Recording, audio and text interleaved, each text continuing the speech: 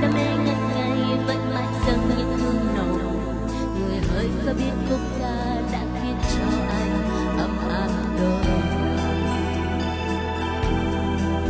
Hỡi ơi người đến đây, người hỡi ơi người đến đây.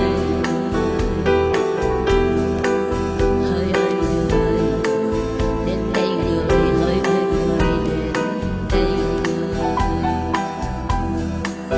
Giờ này người đang thì dù ngày nào hỡi anh ở nơi phương đông có một giây thương nhớ. Nhưng lần này hỡi ơi người nhớ chăng người hỡi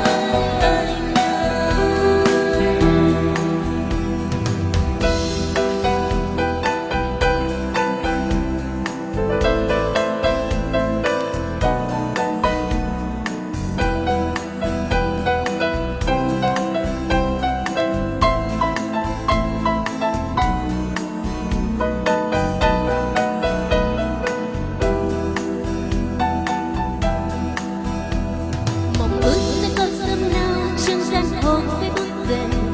Tình cũng sẽ chất ngất say ôi những đêm ngày hương nồng. Bài hát thắm thiết lúc xưa mãi say sưa không phải ta. Mộng ước vẫn mãi quá xa trên giang hồ chưa thấy người. Tiếng hát vẫn mãi thiết tha cớ sao ai vẫn vô tình. Để tiếng hát bỗng rất xót xa nước mắt rơi rơi rơi rơi trong chiều.